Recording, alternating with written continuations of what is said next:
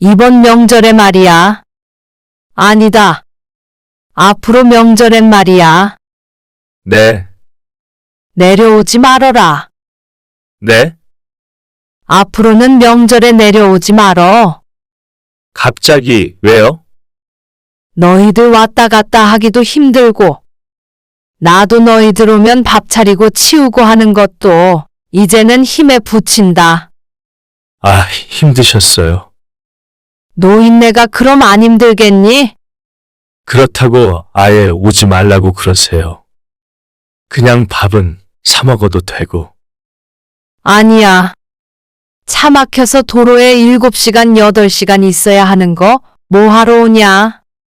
나도 내 할 일 하고 너희도 여행을 가던지 아니면 처가에 가던지 해. 아니, 갑자기 그러시니까. 아님 가끔 내가 올라가던지 할게. 너희 안 바쁠 때 한 번 와도 좋고.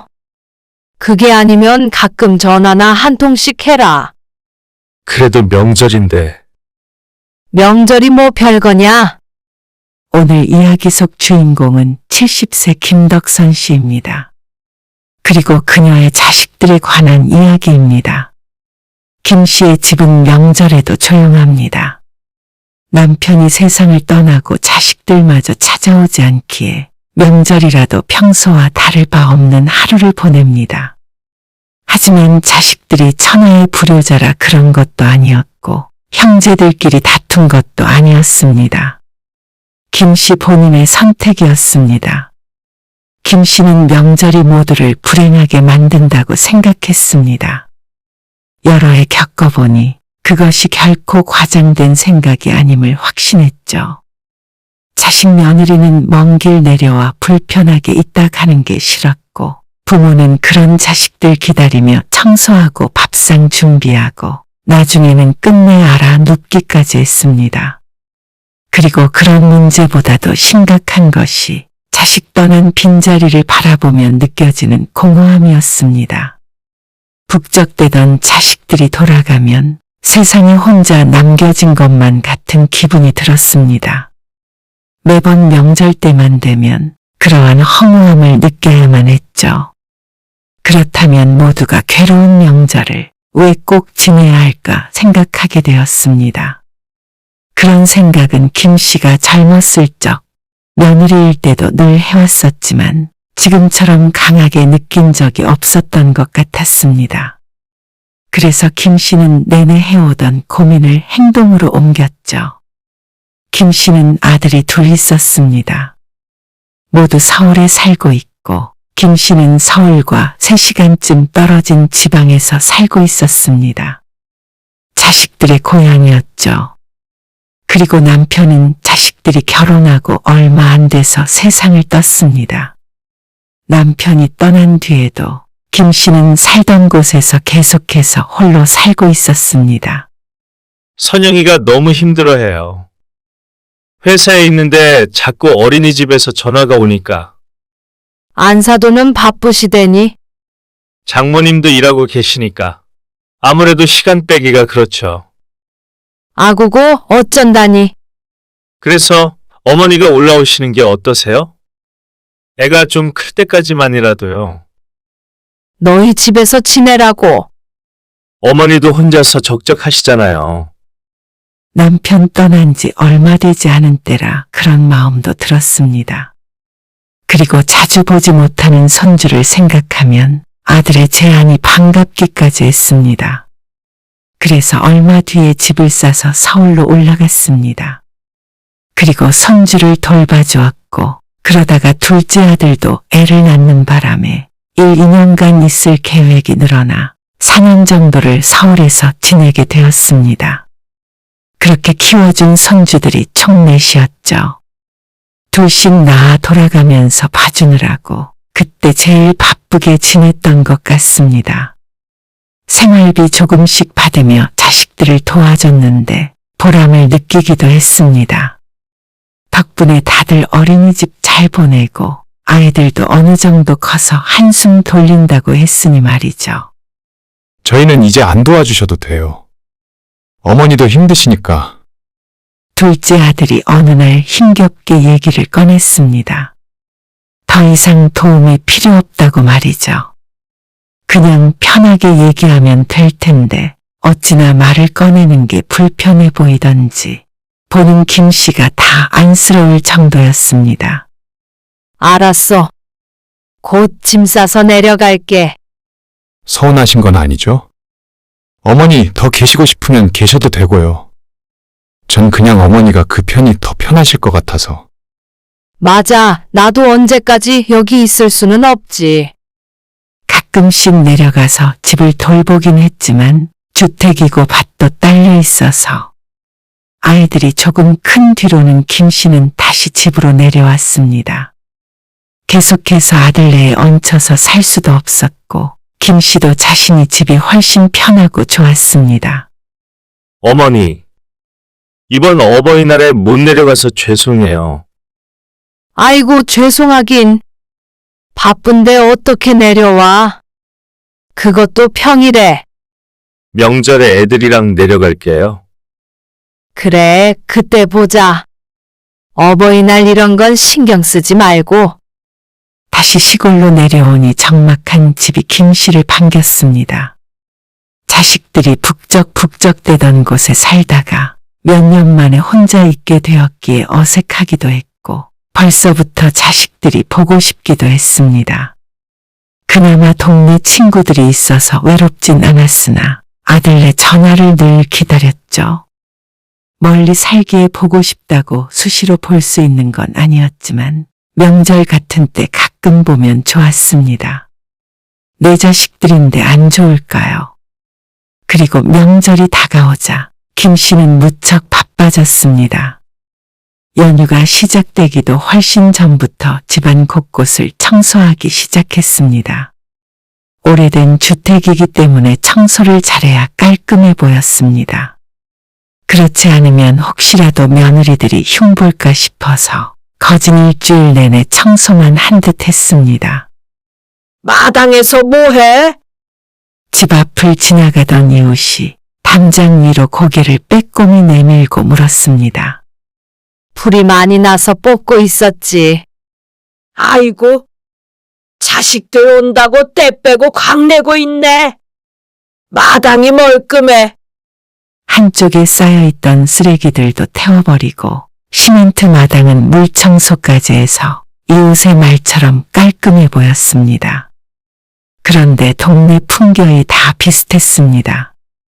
김 씨에게 말을 건 이웃도 집안 이불 빨래를 싹 했다며 허리를 두드리고 지나갔습니다.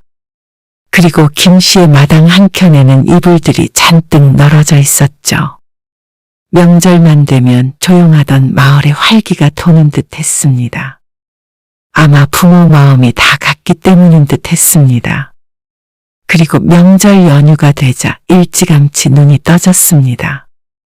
5시에 일어나서 씻고 주변 정리를 한 뒤에 집을 나섰습니다. 이것저것 사야 할 것이 많아서 읍내에 다녀와야 했습니다.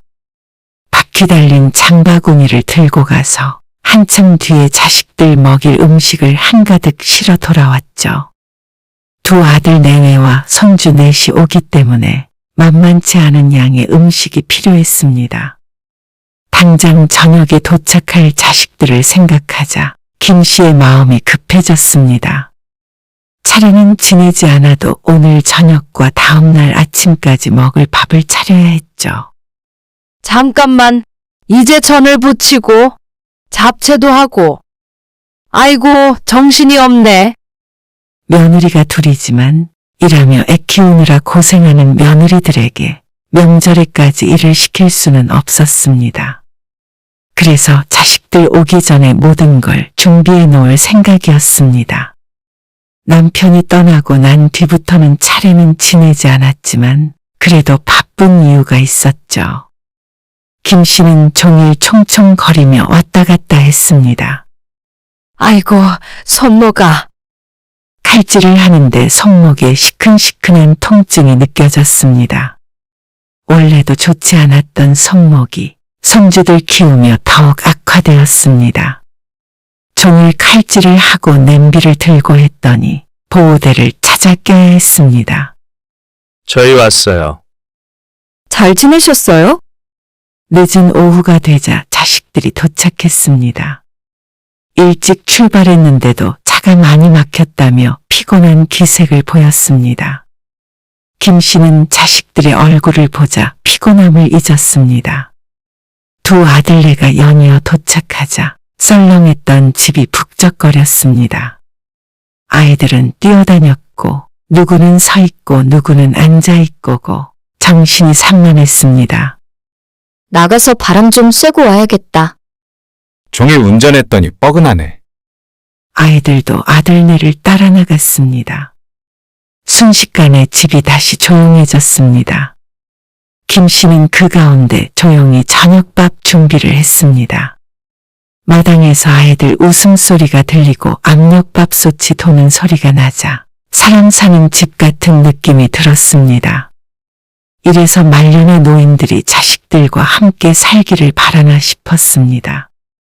어머, 식사 준비를 벌써 하셨어요? 도와드리려고 했는데. 아니야. 오전에 진작에 다 준비해 놓은 거야. 이 많은 음식을 혼자서요? 천천히 했어. 아들네가 들어왔고 거실엔 밥상이 차려져 있었습니다. 잔치상이 따로 없었죠. 이 상을 차리기 위해 새벽부터 그렇게 부지런히 움직인 것이었습니다. 손목이 아직도 아프세요? 작은 아들이 보호대를 가리키며 물었습니다. 그냥 좀 시큰거려서. 그러자 아들이 고개를 끄덕이며 식사를 계속했습니다. 그리고 식사를 한 뒤에 정리를 하는데 큰 며느리가 말했습니다. 설거지 같이 할까요? 그러면 옆에서 상에 있는 거 좀 옮겨줘. 김 씨가 설거지를 도맡아 했고 옆에서 며느리들이 거들었습니다. 이리 줘. 마무리는 내가 할 테니까 앉아서 쉬어. 저 그럼 애들 좀 씻길게요. 그래, 애들은 잠잘 준비해야지. 뒷정리를 마친 뒤에 김 씨는 또다시 분주히 자식들의 이부자리를 봐줬습니다. 가만히 있어봐. 작은 방에 이불 깔아줄게. 오늘 낮에 걷어와서 햇빛 냄새가 나는 보송보송한 이불이었죠. 애들 지금 안 자요. 좀 놀다가 자게 하려고요. 먹고 놀다 보니 시간이 다소 늦었지만 다들 노느라 정신이 없었습니다. 어른은 어른끼리 아이들은 아이들끼리. 반면에 김 씨는 이제 지쳤습니다. 하루가 마치 48시간처럼 느껴졌습니다. 오후 9시쯤 된 시각이었지만 새벽이라도 된 듯한 기분이었죠. 어머니, 오징어 같은 거 있어요? 거실에 둘러앉아 맥주를 마시던 큰아들이 물었습니다. 그리고 그 소리에 소파에 기댄 채로 바닥에 쪼그려 앉아있던 김 씨가 화들짝 놀라 졸다 깼습니다. 뭐라고? 어머니, 피곤하면 들어가 주무세요. 아니야, 뭐 달라 그랬어? 마른 안주 같은 거 있어요? 잠깐만 기다려라. 김 씨는 몸을 일으켜 부엌으로 들어가 간단히 안주할 것들을 챙겨 나왔습니다. 너희는 언제 자려고 그래? 아직 10시도 안 됐는데 벌써 자요? 하긴 자식들에게는 지금이 한창 때일 듯 했습니다. 아들 며느리도 모두 바쁘니 같은 서울에 살지만 이렇게 함께 모일 일이 많지 않을 것이었습니다. 그럼 더 놀다 자. 나는 먼저 들어갈 테니까. 김 씨는 10시 반까지 눈을 부릅뜨고 버티다 못해 항복 선언을 했습니다. 그때까지 손주들도 여전히 말똥말똥했죠. 김 씨는 방으로 들어가 누웠습니다. 졸던 사람은 어디 갔는지 얼른 잠에 빠지지 않았습니다. 몸은 어서 자라고 아우성인데 정신만은 어쩐지 너무 또렷했습니다. 바깥이 시끄러운 탓도 있는 것 같았습니다. 오래된 주택은 방음이 전혀 되지 않아 귀를 기울이면 거실에 말소리조차 들렸는데 그 그게 수면을 방해했습니다. 한참을 뒤척거리다 잠에 들려고 했을 때 어쩐지 작은 아들의 목소리가 너무나 명확하게 들렸습니다. 아무튼 명절에 한 번 오면 돈 무지하게 깨지네. 그러니까요. 양가에 용돈 드리고 선물 사고 하면 금방 수십이고 기름값에다가 아휴. 내일 또 차 막히는데 올라갈 생각하면 눈앞이 깜깜해. 맞아. 너는 그래도 서울 가는 길이잖아. 그래서 자기는 우리 집 가기 싫다고. 아니, 그런 말은 아니고. 이렇게 전국적으로 이동하는 명절은 좀 없앴으면 좋겠네. 1년에 2번밖에 안 되는데? 그 2번이 참 피곤하긴 하다. 지긋지긋해. 아들 며느리들의 푸념하는 목소리가 들렸습니다. 자식들이 명절에 내려오는 것이 마냥 좋을 수만은 없었습니다. 이해는 갔지만 서운한 마음은 들었습니다. 손꼽아 기다리길 바라진 않았지만 명절이 지긋지긋하다는 말에는 어쩐지 자식들이 부모인 자신을 지긋지긋해 하는 것 같았습니다. 물론 그런 뜻은 아니겠지만 김 씨의 가슴이 술렁거렸습니다. 괜히 하나 있는 부모 때문에 자식들이 먼 길을 오게 만든 것 같았죠. 이번에는 시끄러워서가 아니라 생각이 많아져서 잠이 오지 않았습니다. 그래서 자식들이 새벽 늦게 잠들고 나서야 겨우 김 씨도 생각을 멈출 수가 있었습니다. 그리고 김 씨는 6시에 눈을 떴습니다. 다들 꿈나라였는데 아들네가 9시에 일찍 출발해야 한다고 해서 이르게 아침 식사를 준비할 생각이었습니다. 늦게 잠든 손주들이 깰까봐 살금살금 걸었습니다. 냄비 소리도 들리지 않게 조심하느라 떡국을 끓이는데도 한참 걸렸죠. 7시 반이 돼서 자식들을 깨워 밥을 먹였습니다. 얼른 가봐야 된다면서. 차 막히니까 어여가. 아직 9시가 되지 않은 시각이었지만 어쩐지 마음이 급해졌습니다. 잠시만요. 그래도 세배는 해야죠. 아이고, 맞네. 세배도 얼른 해. 차가 막혀서 불만이라는 소리를 들으니 서두르지 않을 수 없었습니다. 번갯불에 콩 볶아 먹던 세배를 끝내고 지난 저녁에 자식들에게 받았던 용돈에 좀 더 얹어서 손주들에게 나눠줬습니다. 왜 이렇게 많이 주냐고 사양을 했지만 그래야 김 씨의 마음이 편할 것 같았습니다. 이제 어서 가봐. 이거 혼자 다 치우시게요? 천천히 치우면 돼. 어차피 너희 가면 할 일도 없어. 며느리들이 머뭇거리며 서로 눈치를 보았습니다. 김 씨가 재촉하자 아들들이 나서서 짐을 챙겼습니다. 진짜 괜찮으시겠어요? 아, 괜찮대도. 설거지만 하면 되는데 때로 할 거 뭐 있어.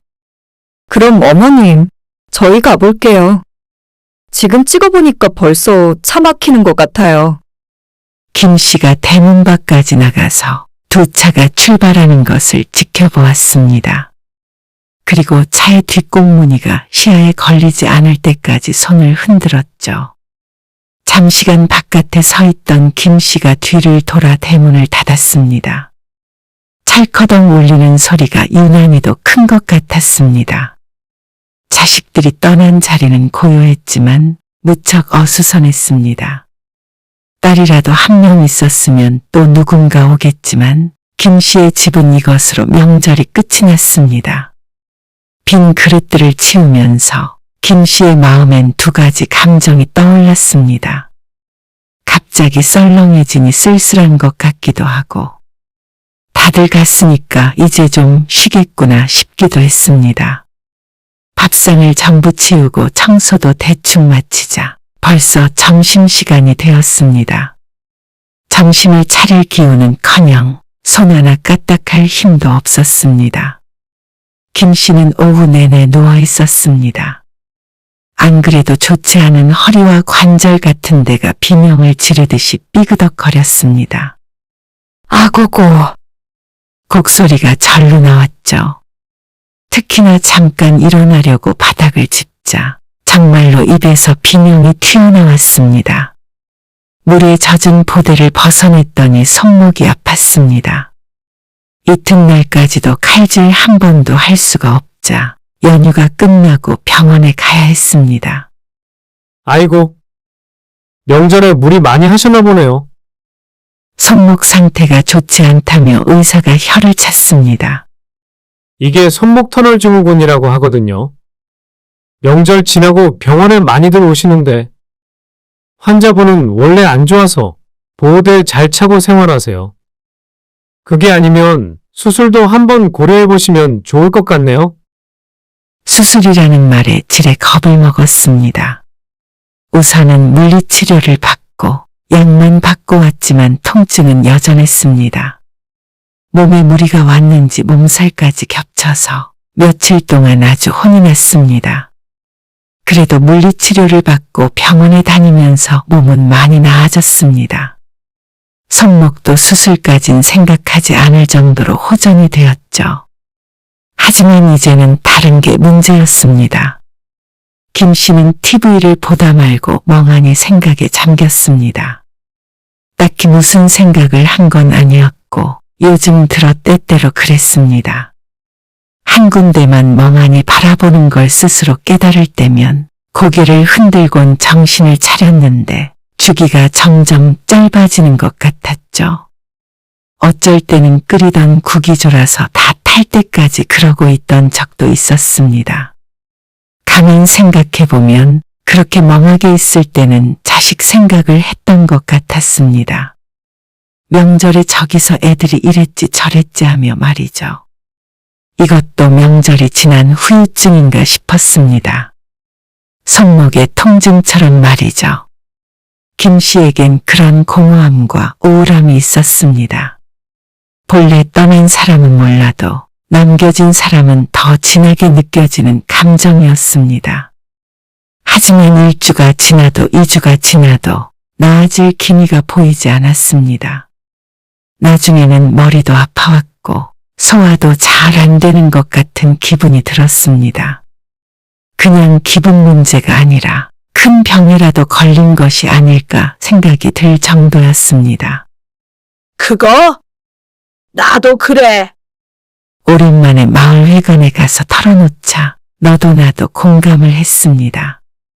이게 무슨 전염병이라도 되나 싶어서 어리둥절해 있는데 이웃이 말했습니다. 명절 우울인가 뭔가 그렇대. 역시나 명절 후유증이 맞는 모양이었습니다. 마음이 허전하고 그렇지? 자꾸 한숨 나고. 자식들 왔다 가면 다 그래. 자기는 몇 년 자식들이랑 살다 왔으니까 많이 못 느낀 거지. 나는 변비도 생겼어. 그거랑 무슨 상관이야? 아, 그렇다니까. 막잠을 많이 자도 계속 피곤하고. 그런데 설명하는 증상이 꼭 김 씨의 이야기를 하고 있는 것 같습니다. 나는 안 그런데. 아, 하나 있는 자식 이민 갔으니까 그렇지. 명절에 아무도 안 왔으니까 간 다음에 허전한 것도 모르는 거 아니야. 자식이 해외에 살아서 명절에 아무도 안 왔다던 이웃은 멀쩡했습니다. 아이고, 아무튼 요즘 마음이 싱숭생숭해. 젊었을 적에는 내가 왜 시댁에 가야 하나 그 생각만 했는데 나이 들고 나니까 노인네들도 참 그랬겠구나 싶어. 그 말에 김 씨도 고개를 주걱거렸습니다. 무슨 말인지 알 것 같았습니다. 나는 어쩔 땐 자식들 안 왔으면 한다니까. 왔다 가면 마음만 술렁거리고 온다고 부모를 반기기나 하나? 마지 못해 온 거 눈에 뻔히 보여. 며느리는 죽상을 하고 있고 그럴 거면 왜 오는지 모르겠네. 그리고 꼭 지들끼리 싸워요. 아이고. 우리 며느리는 저번에 명절만 다가오면 가슴이 콩닥거리고 답답하다 그러던데. 입맛도 없고 오기 전부터 우울하다고. 그렇게 자기가 말해? 전해 들었지. 그러면서 한참을 며느리에 대한 얘기로 이야기꽃을 피웠습니다.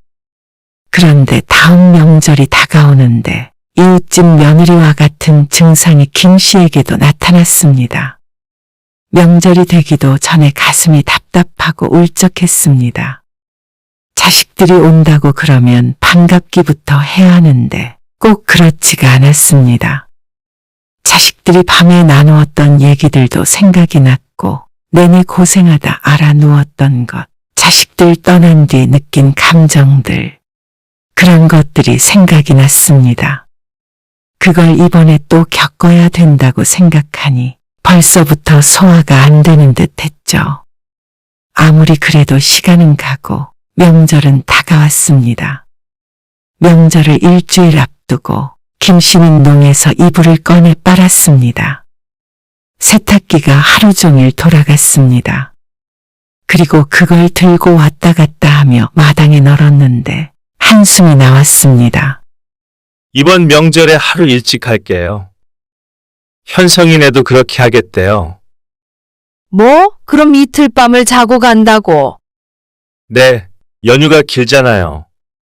하루 자고 다시 올라오는 것도 피곤하니까요. 그래서 연휴가 시작되기 전날에 오겠다는 아들. 그때가 차가 덜 막히긴 할 것 같기도 하고요. 그래. 네, 그럼 그때 뵐게요. 김 씨는 어쩐지 크게 기뻐하질 못했습니다. 보통의 부모라면 자식이 하루라도 더 자고 가길 바라는 게 맞겠지만 김 씨도 김 씨의 마음을 잘 알지 못했습니다. 매우 복잡한 기분이라는 것만 알았죠. 한편으론 궁금하기도 했습니다. 그렇게 명절이 지긋지긋하다는 자식들이 진정으로 이틀이나 김 씨의 집에서 묵는 걸 원하는 것인지 아니면 정말 차가 덜 막히는 게 좋아서 하루 더 있겠다는 것인지 몰랐습니다. 그것도 아니면 혼자 사는 노인네가 딱해서 그럴지도 몰랐죠.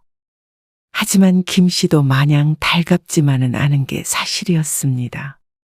자식들이 장시간 운전을 해서 오고 가는 것은 무척 고되겠지만 그래도 내려와서 차려주는 밥 먹고 편히 쉬다가 떠나버리면 그만이었습니다. 그리고 그 후유증은 김 씨가 감당해야 했습니다. 모두가 불행한 명절. 그 말이 딱 맞는 듯 했습니다. 자식들은 내려오길 싫어하고 부모는 몸 상하고 우울해지고 과연 누구를 위한 명절인가 싶었습니다. 물론 김 씨가 일반적이지 않은 생각을 하고 있을 수도 있었습니다.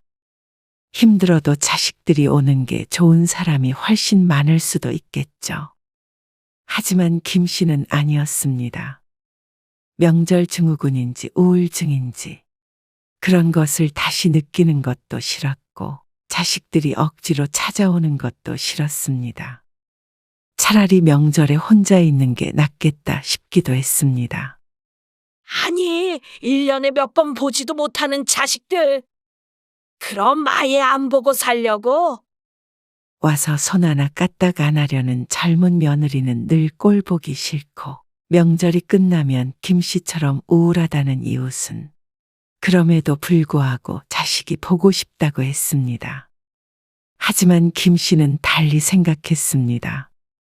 오히려 명절이 아닌 때 다 같이 의무적으로 모이는 게 아니라 각자 보고 싶을 때 한 번씩 보는 게 좋을 것 같았습니다. 시끌벅적하게 있다가 쏙 가버리는 것보다는 그게 나았습니다. 그것도 아니라면 1년에 한두 번 김 씨가 서울로 올라가도 되고 말이죠. 나도 차라리 안 왔으면 좋긴 하겠어. 힘들어 죽겠어. 평소엔 전화도 한 통 안 하는 것들이 에휴, 전화나 좀 잘하지. 김 씨의 말에 공감하는 사람도 물론 있었죠. 김 씨는 다음날 아들에게 다시 전화를 걸었습니다. 이제는 결심이 섰습니다. 이번 명절에 말이야. 아니다. 앞으로 명절엔 말이야. 네, 내려오지 말어라. 네? 아들이 잘못 들었다는 듯이 한 박자 늦게 되물었습니다. 앞으로는 명절에 내려오지 말어. 갑자기 왜요? 아들이 얼이 빠진 것 같았습니다. 너희들 왔다 갔다 하기도 힘들고, 나도 너희들 오면 밥 차리고 치우고 하는 것도 이제는 힘에 부친다. 아, 힘드셨어요? 마치 몰랐다는 듯한 대답이었습니다. 노인네한테는 힘든 일이지. 그렇다고 아예 오지 말라고 그러세요. 그냥 밥은 사 먹어도 되고. 아니야. 차 막혀서 도로에 7시간, 8시간 있어야 하는 거 뭐하러 오냐? 나도 내 할 일하고 너희도 여행을 가던지 아니면 처가에 가던지 해. 아, 갑자기 그러시니까. 아들은 어떻게 반응해야 할지 모르는 듯 망설였습니다. 김 씨의 말이 기쁜 건지 싫은 건지 몰랐습니다. 가끔 내가 올라가던지 할게. 너희 안 바쁠 때 한번 와도 좋고. 그게 아니면 전화나 한 통씩 해줘라. 명절에 왔다가 평소엔 전화도 잘 안 하는 것보다는 김 씨도 그게 좋았습니다. 그래도 명절인데. 명절이 뭐 별거냐? 아, 네, 뭐, 알겠어요. 그러면 이번부터요? 그래. 나도 청소하려다가 도저히 힘들어서 더는 못하겠어서 전화 걸었다. 네, 알겠어요. 애엄마한테도 그렇게 전할게요. 그래. 김 씨는 전화를 끊고 나서 작은 아들에게도 전화를 걸었습니다. 아들이 받질 않자 며느리에게 했죠. 작은 며느리는 김 씨의 말을 듣자마자 기쁜 기색을 숨기지 못했습니다. 진짜냐고 거듭 물으며 아쉬운 듯 했지만 목소리는 한껏 들뜬 상태였습니다. 어머님 생각이 정 그러시다면 저희는 따를게요. 그리고 전화가 끊어지기 직전에 기분 좋은 목소리로 며느리가 아들의 이름을 부르는 목소리가 들렸습니다. 어쩐지 한숨 같은 웃음이 튀어나왔습니다. 진작에 이랬으면 모두가 행복했나 싶었습니다. 역시나 이번에도 양가적인 감정이 들었습니다. 공허함과 서운함, 후련함 같은 그런 감정들 말이죠. 그리고 스스로 잘했다는 생각도 있었고, 자식은 역시나 명절에 내려오는 걸 좋아하지 않는구나 하는 깨달음도 있었습니다. 아들네는 며칠 뒤 명절에 오지 않았습니다. 작은 아들과 통화를 한 바에 의하면 급하게 놀러 갈 때를 찾고 있느라 정신이 없다고 했죠. 김 씨는 명절에 편하게 누워 요즘 새로 시작한 드라마를 내리 5편을 보았습니다. 그러다 밥때가 되면 밥을 먹고 말이죠. 그러다 문득 쓸쓸한 마음이 들어 마을회관에 가자 5-6명이 모여 있었습니다. 다들 자식이 이번 명절에 오지 않았다고 했죠. 명절이면 모두가 다 자식들을 만나는 줄 알았지만 그렇지 않은 사람들이 많았습니다. 일로 와서 하트 한 판에. 자식들 없이도 참 재미나게도 논다 싶었습니다. 출출한데 뭐 좀 먹고 지지? 그러면서 몇몇이서 집에 들러 전이며 잡채며 명절 음식들을 가지고 왔습니다. 그래도 명절인데 분위기 좀 내려고 집사람이 했는데 같이 드쇼. 그리고 한바탕 웃고 떠드니 벌써 해가 져 있었습니다. 명절이 이렇게 쉽게 지나가는가 보다 생각했습니다. 손목이 아플 일도, 지쳐서 소파에 기대 졸고 있을 일도, 우울할 일도 없었습니다. 여느 때보다 좀 더 신나는 하루일 뿐이었습니다. 김 씨는 집에 돌아와 마지막으로 조용히 드라마 하나를 더 보다가 스르르 잠들었습니다. 그리고 다음 명절에도 자식들은 오지 않았습니다. 그 사이에 큰아들만 잠시 왔다 갔는데 그때 아들과 밥 한 끼 같이 먹었습니다. 그때가 오히려 명절보다 좋았습니다. 다음에는 손주들도 데리고 한번 들르겠다고 하고 아들은 떠났고 작은 아들도 명절에 오는 대신 그전보다 자주 전화를 했습니다. 아무래도 이렇게라도 해야 마음이 편한 것 같았습니다. 김 씨는 그게 오히려 좋았습니다. 혼자 남은 부모 명절에도 안 찾아오냐 누군가는 욕할 수도 있겠지만 이게 김 씨도 자식들도 행복한 거라고 생각하면 명절 같은 건 별것도 아니었습니다. 아니, 오히려 김 씨는 더 이상 자식이 중심인 삶이 아닌 내가 중심인 삶에 대해서 생각하는 계기가 된 것 같았습니다. 이제 70이지만 남은 인생은 그렇게 살아가기로 했죠.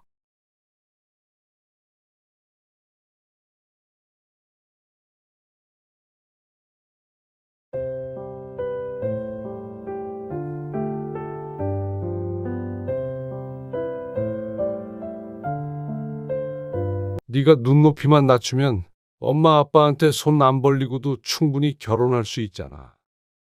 남들은 다 도와준다니까요. 왜 남들이랑 비교를 해? 그러면 직장 다니면서 부모 부양하며 사는 사람들은? 그 사람들하고 비교해봐라. 내가 번 돈이 진짜야. 작게 시작해도 내 힘으로 조금씩 늘리는 재미도 있는 거고. 너도 벌이가 적지 않은데 가정 꾸려서 안정적으로 돈 모으면 집이야 금방 늘리는 거야. 가려는 아파트에 신혼부부들이 많이 살아요. 그게 다 어디서 난 돈이겠어요?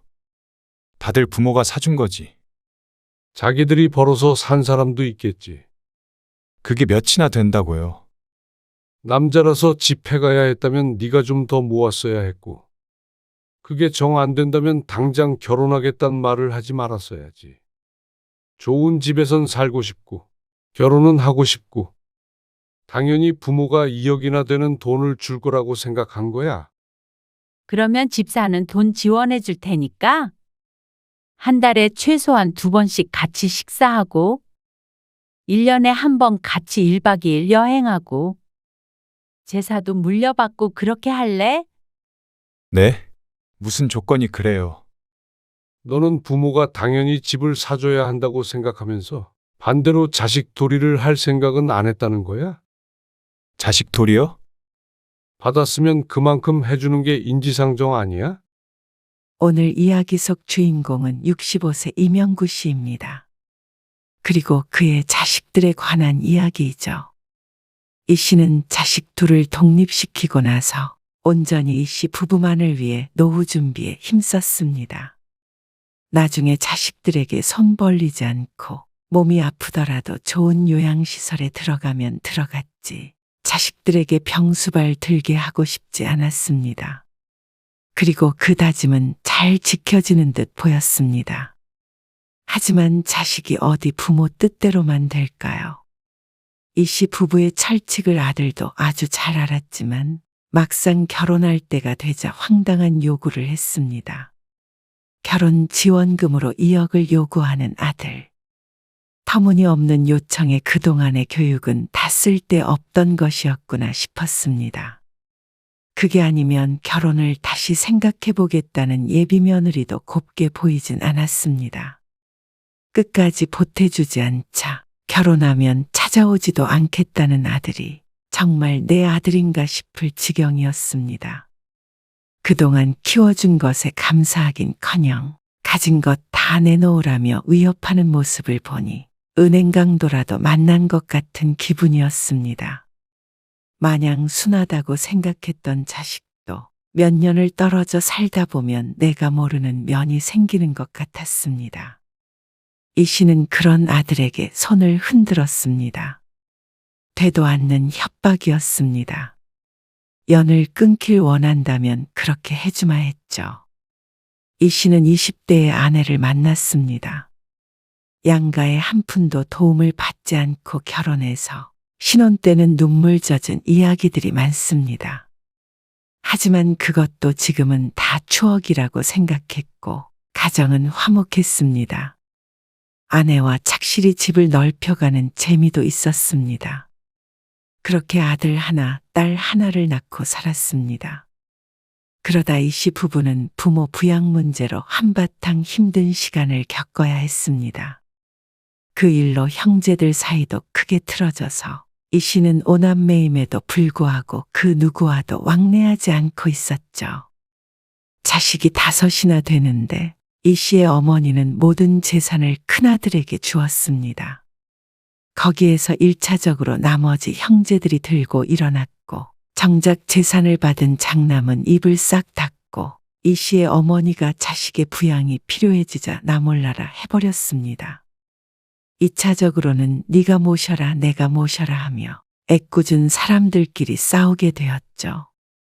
내가 엄마를 왜 모셔? 돈 받은 사람이 모셔야지. 큰아주버님이 안 모신다는데 어떡해요, 그러면? 저희는 절대 못해요. 저는 시집에서 10원 한 장도 안 받은 사람이에요. 여긴 뭐 받은 사람 있는 줄 알아요? 형수? 엄마 땡전 한 푼도 없다면서? 결국엔 그래도 자식인지라 나머지 형제들이 다달이 조금씩 돈을 모았고 어머니가 돌아가실 때까지 이 씨 부부가 근처에 살며 돌보았습니다. 힘든 일이었고 애들도 어릴 때였는데 그 시간을 같이 해준 아내에게 이 씨는 평생 감사함을 느끼며 살았습니다. 그렇지만 그때 이 씨는 다짐한 것이 있었습니다. 이 씨 부부는 나중에 자식에게 손 벌리지 않고 사는 게 목표였습니다. 아무리 자식이라도 부모를 부양한다는 건 괴로운 문제였습니다. 더군다나 100세 시대가 왔다는데 그러면 어쩌면 수십 년을 부모 병수발 들다 젊은 세월이 가버릴 수도 있다는 말이었습니다. 그런 고통을 자식들에게 느끼게 하고 싶지 않았습니다. 그리고 이 씨의 큰형님처럼 부모의 평생 재산을 가져가고 등 돌리는 자식을 만들고 싶지도 않았습니다. 그래서 자식들이 성인이 되면 온전히 자립할 수 있게끔 만들고 싶었습니다. 나중에 현순애는 결혼할 때 얼마나 지원해 줄 거야? 아, 우리는 결혼할 때는 지원 안 해주려고. 하나도. 그럴 생각인데? 그건 좀 너무 정이 없는 거 아니야? 저희는 그 대신 우리 노후를 단단히 준비해서 나중에 애들한테 의지하지 않으려고 그래요. 어느 날 모임에서 그런 얘기가 나왔습니다. 부모의 의무와 자식의 도리에 관해서 말이죠. 지인 중 하나가 이 씨 부부의 말에 반박했습니다. 나는 내가 돈이 아무리 많아도 자식이 도의적으로 부모를 어느 정도 부양해야 한다고 생각하는데 그게 도리 아닌가? 그 정도 키워주고 투자했으면? 하지만 이 씨는 그렇게 생각하지 않았습니다. 내가 낳았으니 내 자식 내가 키워야 하는 게 당연한 것이었습니다. 그것에 대해 돌려받을 생각은 없었습니다. 투자가 아니라 양육이었죠. 하지만 성인이 돼서 독립했을 땐 그걸로 끝이었습니다. 여유가 없는 건 아니지만 대단한 부자도 아니니 자식들에게 한없이 퍼주다가는 부모도 자식도 괴로워질 뿐이었습니다. 그니까 나는 결혼할 때 지원도 해주고 나중에 확실히 효도 받아야지. 우린 우리 노후 대비가 먼저야. 이 씨의 아내도 같은 생각이었습니다. 우린 그게 자식들을 위하는 길이라고 생각해. 아내도 늘 자식들에게 약한 부모였지만 그래도 의지는 확고했습니다. 겪은 일이 있기에 그랬습니다. 요즘은 부모를 극진히 병간호하는 세상도 아니었으니 우리는 우리 스스로 챙겨야 했습니다. 그렇다고 이 씨 부부는 자신의 아들, 딸의 심성이 나쁘다고는 생각하지 않았습니다. 하지만 부모 부양이라는 것은 심성과는 또 다른 현실적인 문제였습니다. 그런 괴로운 선택을 하게 하고 싶지도 않았고 그로 인해 남매 간의 우애가 상하는 걸 보는 건 죽어도 싫었시옵뿐이다. 그래서 아들, 딸에게도 그렇게 가르치며 키웠습니다. 너희 대학 졸업할 때까지는 원하는 공부 마음껏 하게 지원해 줄게. 대신에 졸업하면 그걸로 끝이야. 알지? 알겠어요. 알죠? 졸업하고도 손 벌리면 잘못된 거죠. 맞아. 키들거리는 자식들. 자식이 둘이라 대학까지만 지원하다고 하더라도 돈이 적게 들지 않았습니다. 첫째 아들은 공부를 잘해서 대학 입시까지만 계산을 해도 사교육비가 많이 들었고, 둘째 딸은 미술을 해서 아들 못지않게 돈이 많이 들었습니다. 하지만 그 모든 걸 감수하기로 아내와는 진작에 얘기가 끝났습니다. 지원해 줄 때는 아낌없이 해주자 싶었습니다. 그래야 나중에 스스로 밥벌이를 하며 살 수 있을 테니 말이죠. 있는 돈 엄마 아빠 다 쓰세요. 세계 여행도 다니시고. 농담처럼 내뱉는 해맑은 아들딸의 말이 나중에도 바뀌지 않길 바랐습니다. 하지만 역시나 자식이 내 맘 같을 순 없었죠. 이 씨의 아들딸은 졸업하고 한동안 알바를 하며 집에서 취업 준비를 했습니다. 아들은 대기업에 들어가겠다고 했고, 딸도 디자인 관련된 일을 하겠다고 여기저기 원서를 냈습니다. 그러다 비슷한 시기에 둘 다 취직을 하게 되었습니다. 각자 분야에서 꽤나 괜찮은 직장에 합격을 했죠. 회사 출퇴근 문제도 있고. 이제는 독립해서 살게요. 저도요. 취직하고 얼마 되지 않아서 아들, 딸은 서로 짠 듯이 집을 나가겠다고 했습니다. 서운한 마음도 있었지만 한편으로는 후련하기도 했습니다. 자식 키우는 일에 드디어 마침표가 찍히는 기분이었습니다. 당신도 그렇게 생각했어? 아내가 이 씨에게 웃으며 말했습니다. 그동안 쉴 틈 없이 달려왔으니 이제는 좀 허리 좀 펴고 한숨을 쉬어보나 싶은 모양이었습니다. 하지만 갈 길이 멀었습니다. 이 씨도 아내도 퇴직할 때가 다가오기에 마냥 손 놓고 있을 수만은 없었죠. 너희 이제 완전히 독립하는 거야. 알고 있지? 네. 그래도 사회초년생이라 목돈은 없을 테니까 방구할 보증금만 2천만 원씩 보태줄게. 그건 나중에 돈 벌고 자리 잡으면 갚어. 갚으라고요? 세상에 공짜가 어딨냐? 알겠어요. 모르겠다. 몇 년만 기다려주세요. 그 뒤로 아들, 딸은 이 씨에게서 전혀 용돈을 받아가지 않았습니다. 당신한테도 달라고 안 해? 안 하지. 해도 내가 안 주지. 그래? 기특하네. 착실히 돈도 모으고 있는 것 같던데. 적금 같은 것도 물어보고 그러더라고. 누가? 둘 다. 아내의 말을 듣자 자식들에 대한 걱정이 씻은 듯 사라졌습니다. 이제는 마음 놓고 이 씨 부부만 생각해도 되겠다 싶었죠. 그 뒤로도 아들, 딸은 잘 지냈습니다. 이 씨 부부도 자식 걱정은 내려두고 열심히 일하고 가끔은 부부끼리 여행도 다니며 그렇게 시간을 보냈습니다. 가족끼리 함께 살 때와는 또 다른 재미가 있었습니다. 그리고 아들, 딸과 가끔 시간이 맞을 때면 만나서 같이 식사도 하니 어쩌면 자식들 뒷바라지 해야 했던 때보다 행복하기도 했습니다. 현수 너는 2천만 원 왜 안 갚어? 현지는 갚았어요? 진작 갚았지. 독하네. 독하긴. 약속을 잘 지키는 거지. 딸은 독립하고 2년 만에 2천만 원을 떡하니 보내주었습니다. 그때는 이 씨도 아내도 다소 놀랐습니다. 천천히 받을 생각을 하고 있었는데 말이죠. 오빠도 얼른 드려. 여동생의 말에 아들이 민망한 표정을 지었습니다. 이 씨의 생일에 모인 자식들. 오랜만에 자식들과 넷이서 식사를 하는 것이었습니다. 서로 일하느라 바쁘다 보니 시간이 맞는 날이 많지 않았습니다. 주말이면 자식들도 연애하느라 바빴고 말이죠. 이거 받으세요. 이게 뭐야? 아들이 웬 종이가방과 봉투를 건넸습니다. 종이가방엔 선물이 든 걸 알겠고 봉투는 설마 돈인가 싶었습니다. 올해부터는 현지랑 같이 용돈 드리려고요. 뭐? 용돈? 네. 50만 원씩 모았어요. 아들의 말에 이 씨도 아내도 놀란 표정을 지었습니다.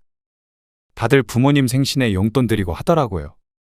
그러면서 멋쩍은 듯 뒷머리를 만지는 아들.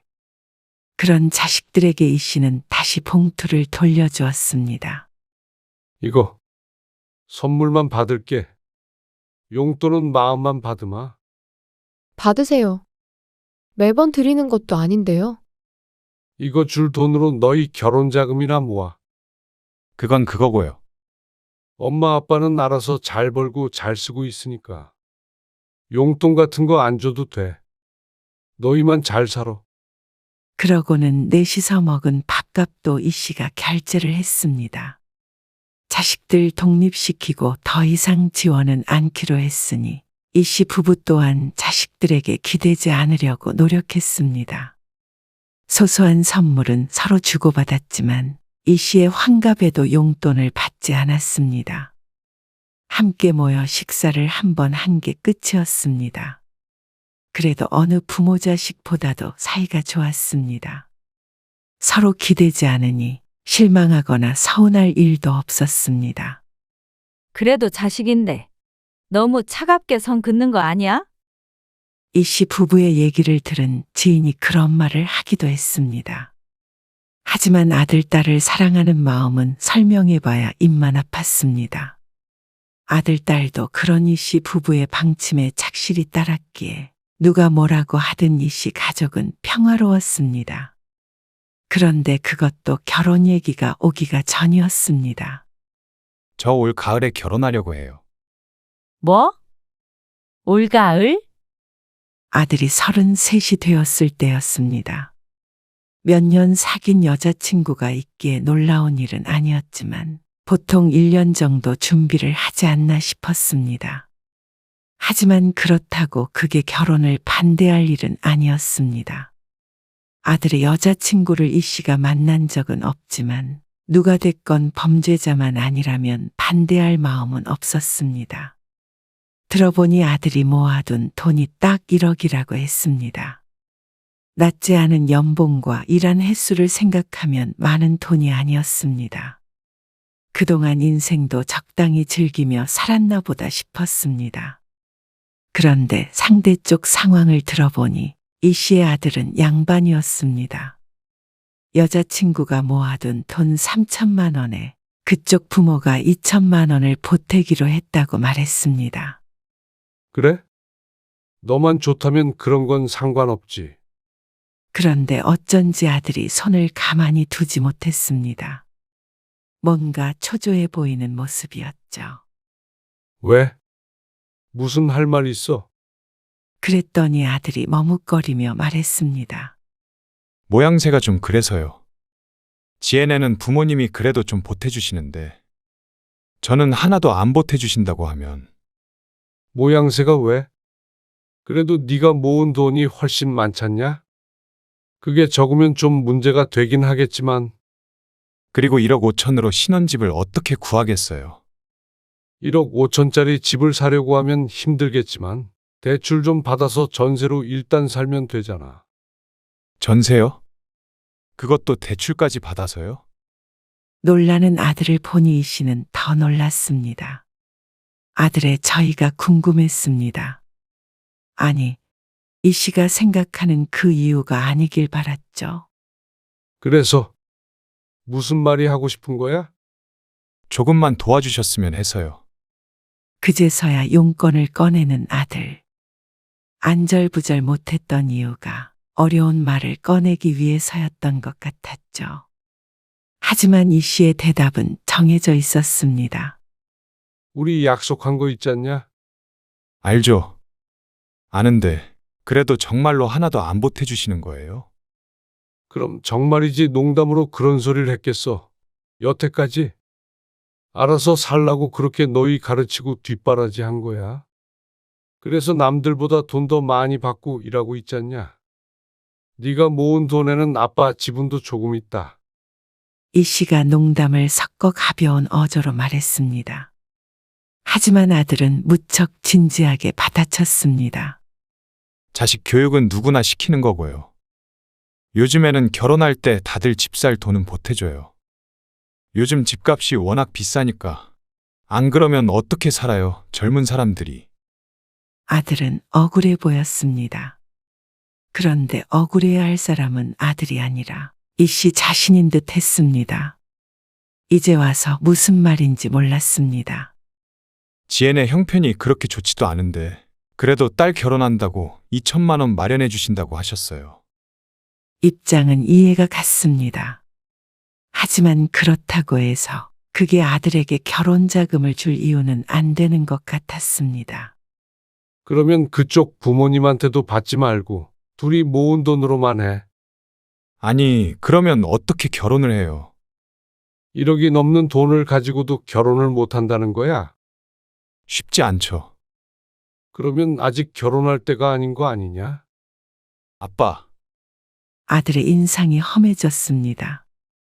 그러자 옆에 앉아있던 아내가 한숨을 푹 쉬었습니다. 아내도 심란한 모양이었습니다.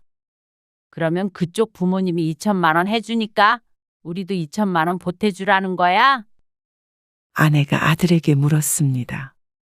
그래도 그쪽에서도 서운하게 생각할 수도 있긴 있지. 그럼 너 엄마 아빠한테 보증금 2천만 원 갚을 거 있잖아. 그 돈은 엄마 아빠가 보탠 거라고 쳐. 따지고 보면 네 돈은 8천 모은 거지? 그래도 아들이 모은 돈이 훨씬 많았습니다. 이 씨가 아내의 말을 곱씹고 있었는데 아들이 엉뚱한 소리를 했습니다. 아니, 그래도 엄마 아빠는 여유가 있으시니까 저희 집 살 수 있게끔 좀 더 도와주세요. 뭐? 얼마나 도와달란 말이야? 한 2억 정도만. 뒷말은 제대로 들리지도 않을 정도로 목소리가 점점 작아졌습니다.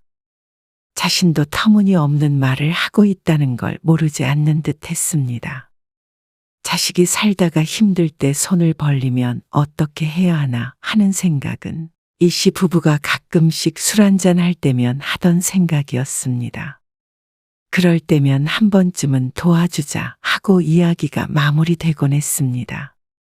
살다가 너무 힘들 때, 부모 도움 없이는 도저히 안 될 때는 외면하지 말자 싶었죠.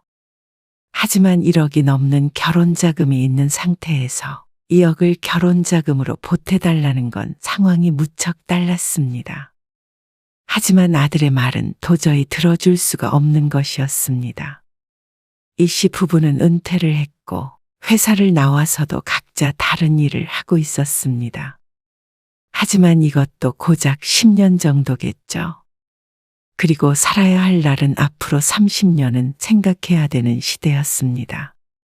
당장엔 모아둔 돈이 꽤 있는 듯 보이지만 이 씨 부부 모두 장수한다면 모아둔 돈을 까먹고만 살기엔 넉넉하다고 할 수도 없었습니다.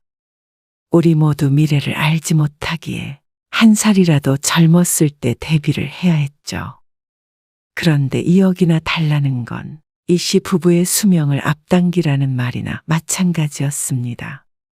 아들에게 2억을 주면 딸에게도 2억을 줘야 하는데 그러면 4억이었습니다. 4억을 주고도 짱짱할 수 있을 만큼 부자도 아니었습니다. 아들, 딸 교육시키느라 더 젊었을 때는 월급이 줄줄이 샜죠. 하지만 그걸 아는지 모르는지 아들은 무작정 서운해했습니다. 네가 눈높이만 낮추면 엄마 아빠한테 손 안 벌리고도 충분히 결혼할 수 있잖아. 남들은 다 도와준다니까요. 왜 남들이랑 비교를 해? 그러면 직장 다니면서 부모 부양하며 사는 사람들은? 그 사람들하고 비교해봐라. 상황이 다르잖아요. 내가 번 돈이 진짜야. 작게 시작해도 내 힘으로 조금씩 늘리는 재미도 있는 거고. 너도 벌이가 적지 않은데 가정 꾸려서 안정적으로 돈 모으면 집이야 금방 늘리는 거야. 그랬더니 아들은 봐둔 집이 있다며 여자친구와 함께 그 집을 보러 갔는데 어쩌고 저쩌고 하며 말을 이었습니다. 이 씨 부부가 2억을 보태준다고 한들 대출을 피할 수 없는 좋은 아파트였습니다. 거기에 신혼부부들이 많이 살아요. 그게 다 어디서 난 돈이겠어요? 다들 부모가 사준 거지. 자기들이 벌어서 산 사람도 있겠지. 그게 몇이나 된다고요? 이 얘긴 그만하자. 아빠, 아들이 나중엔 이 씨 부부에게 화를 냈습니다. 아무리 그래도 진짜로 안 도와줄 줄은 몰랐다. 자식인데 어쩜 이러냐. 그래도 남자가 집도 제대로 못 마련하면 쓰냐. 다 기가 막힌 말이었습니다. 남자라서 집해가야 했다면 네가 좀 더 모았어야 했고. 그게 정 안 된다면 당장 결혼하겠단 말을 하지 말았어야지. 좋은 집에선 살고 싶고, 결혼은 하고 싶고, 당연히 부모가 2억이나 되는 돈을 줄 거라고 생각한 거야. 집까지 이미 보러 갔었다는 말에 기가 찼습니다. 아들이 이렇게 막무가내로 나올 거라고는 상상도 하지 못했습니다. 이 씨도 아내도 지금 이 상황이 너무나 당황스러웠습니다. 그러면 집 사는 돈 지원해 줄 테니까 한 달에 최소한 2번씩 같이 식사하고 1년에 한 번 같이 1박 2일 여행하고 제사도 물려받고 그렇게 할래? 네? 아내의 물음에 이번엔 아들이 당황했습니다.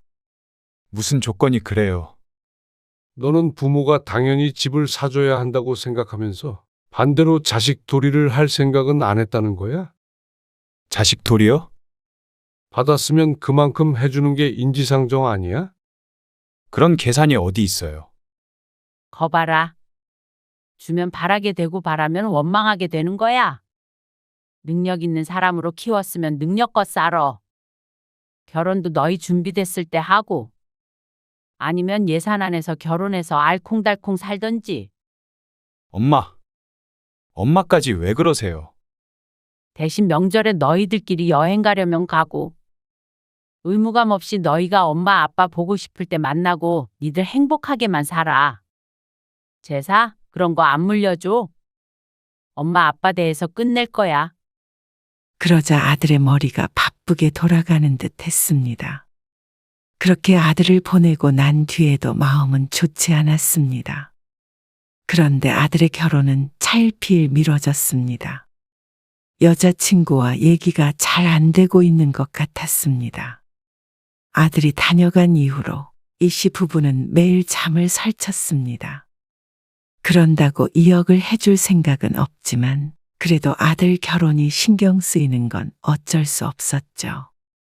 결국 처음 결혼 얘기가 나온 지 3개월이 지나도록 별다른 말이 없었습니다. 그러자 이번에는 딸이 결혼을 하겠다고 했죠. 오빠 하면 하려고 그랬는데 마냥 기다릴 수만은 없을 것 같아서요. 오빠한테 물어봤더니 먼저 하라고 그러더라고요.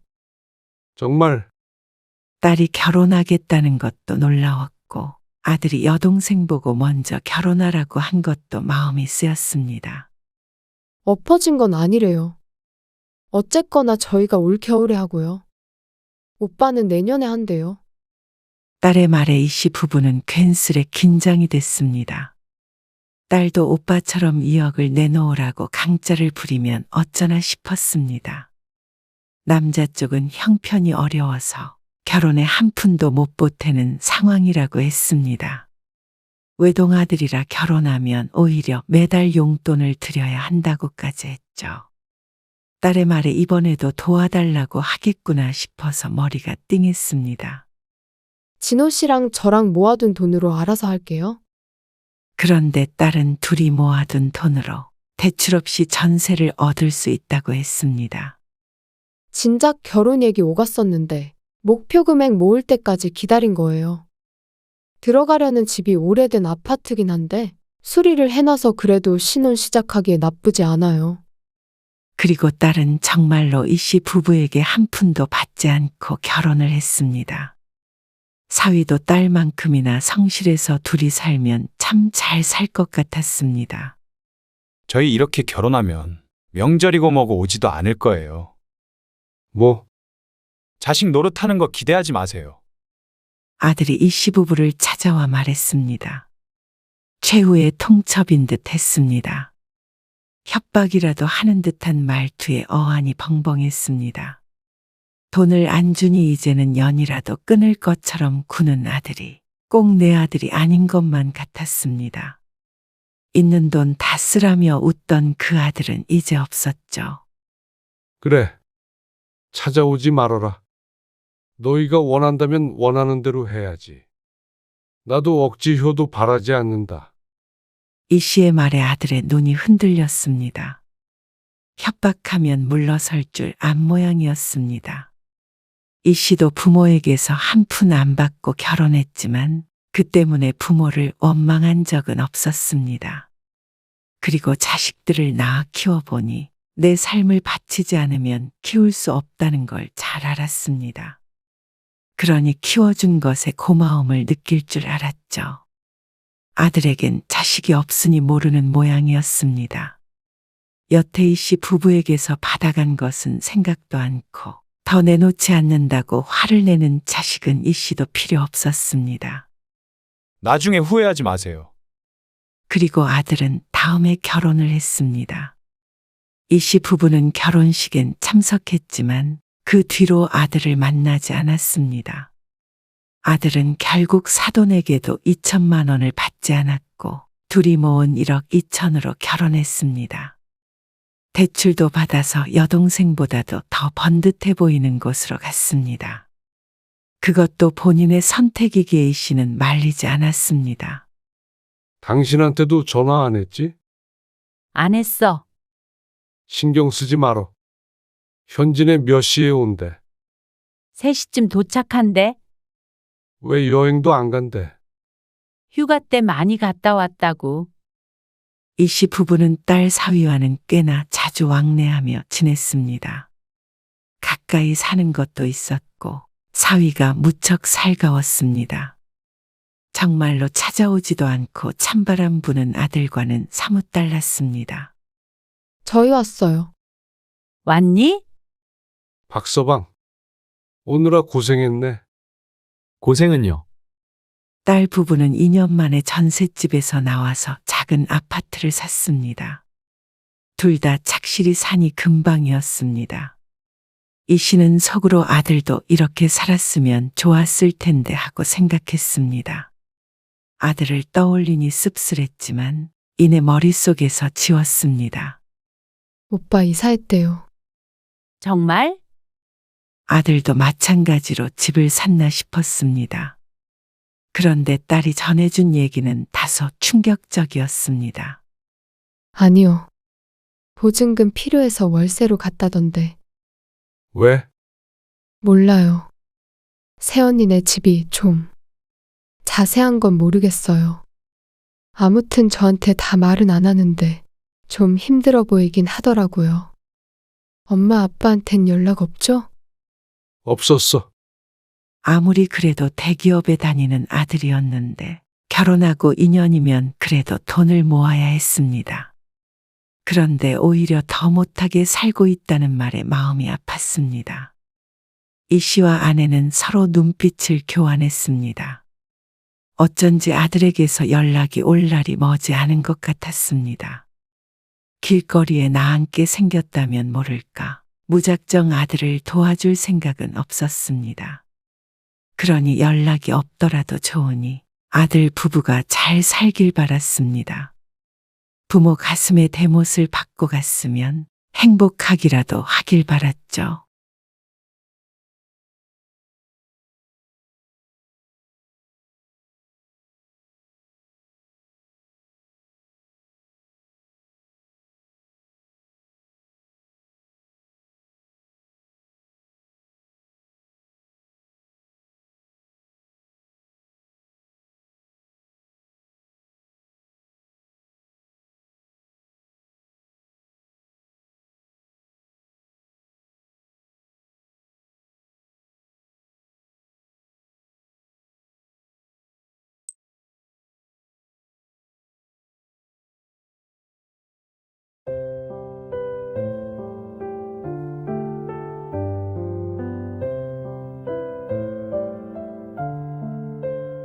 사실 집 알아보고 있어요.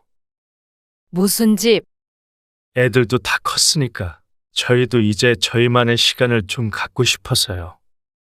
저희는 둘이고 엄마는 혼자잖아요.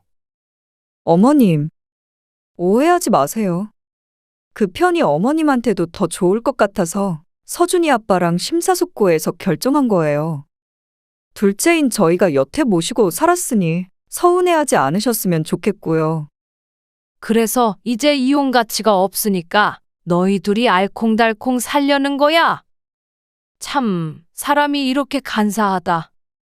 그렇게 사람을 부려먹고는 이제 와서는 꼴랑 5천짜리 전세 얻어주고 나가라고. 이용하다뇨? 그렇게 말씀하시면 섭섭해요. 이 상황에 나보다 네가 더 섭섭하겠냐? 저희도 어머님 모시고 살면서 안 힘들었는 줄 아세요? 자유도 없고 그동안 저도 많이 참았어요. 그리고 쉬어야 할 집이 모두에게 불편한 공간이 됐잖아요. 나 때문에 불편했다는 거야? 편하진 않죠. 여보, 당신도 그랬잖아. 어머님 때문에 불편하다고.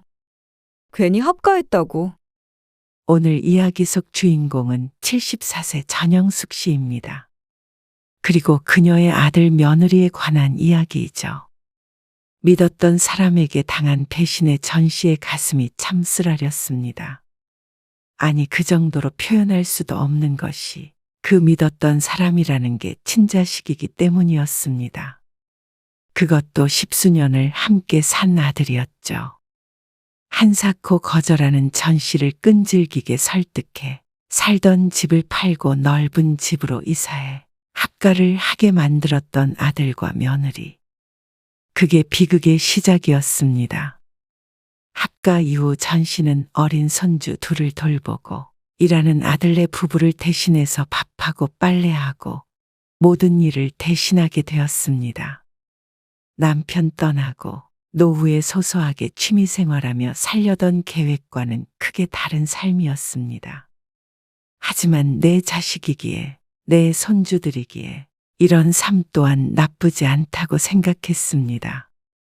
함께 살면서 서러움을 느낀 적도 있었고 차라리 분가를 하자 싶은 때도 있었습니다. 하지만 결국 그렇게 세월이 흘러 합가한 지 10여 년이 지나게 되었죠. 손주들을 다 키워놓은 지금, 이제는 좀 편히 살겠구나 싶었습니다.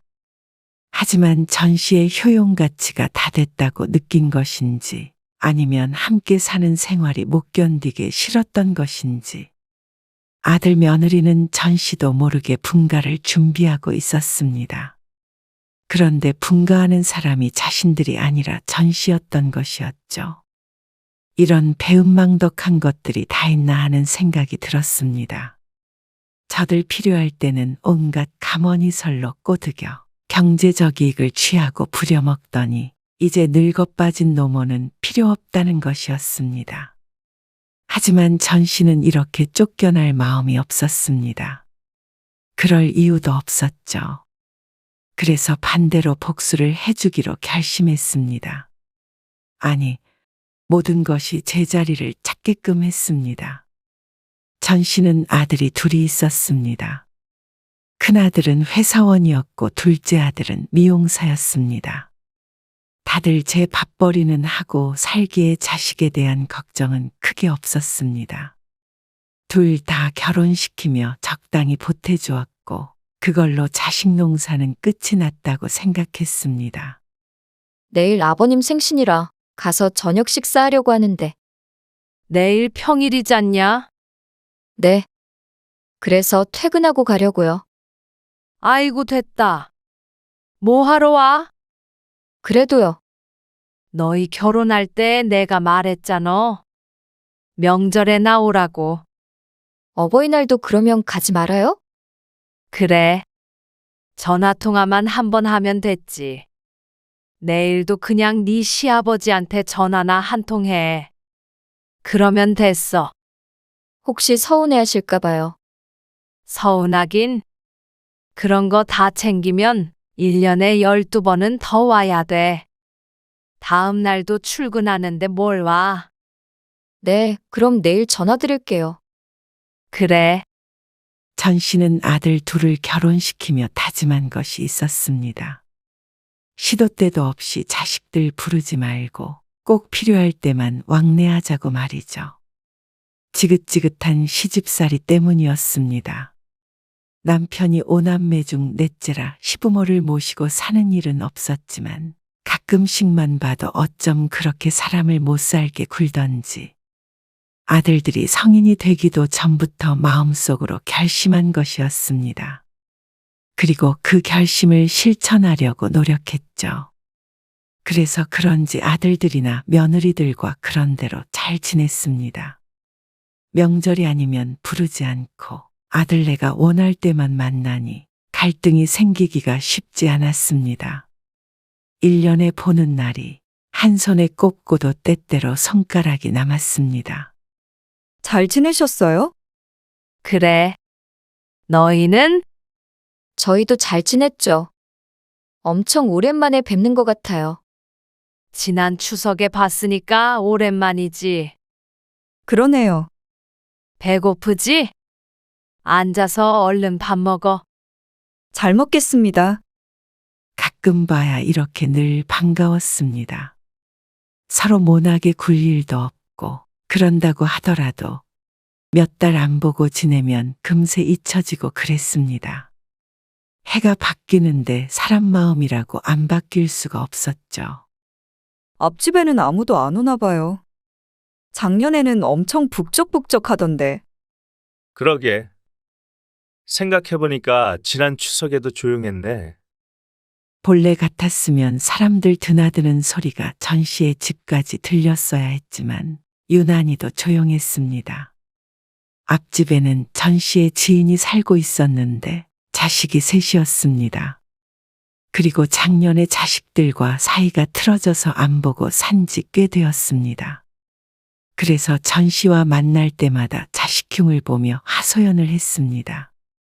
어떻게 하면 자식 셋과 동시에 등을 질 수 있는지 모르겠지만 참 딱했습니다. 그리고 그런 친구가 앞집만 있는 게 아니었습니다. 당장 떠올려봐도 자식과 연락을 끊은 친구들이 몇 대였습니다. 그러니 전 씨는 이 정도면 행복한 인생이 아닌가 싶었습니다. 그러다가 환갑쯤 되었을 때 남편이 세상을 떠났습니다. 갑작스러운 것은 아니었고 병상에 꽤나 누워있다가서 마음의 준비를 할 시간은 있었습니다. 그렇다고 하더라도 아무렇지 않을 리는 없었지만 말이죠. 그런데 남편의 죽음을 제대로 받아들이기도 전에 전 씨는 큰아들 내외에게 크나큰 상처를 받게 되었습니다. 그것도 남편의 장례식장에서 말이죠. 조문객의 발길이 뜸해진 새벽 2시쯤. 가슴이 답답해 장례식장 뒷문으로 나간 전 씨는 우연히 큰아들 내외가 하는 말을 듣게 되었습니다. 지금 할 말은 아닌 것 같은데 너무 걱정돼서 그래. 아버님 돌아가셨는데 어머님 나중에 우리가 모시고 살아야 하는 거 아니지? 당신이 장남이잖아.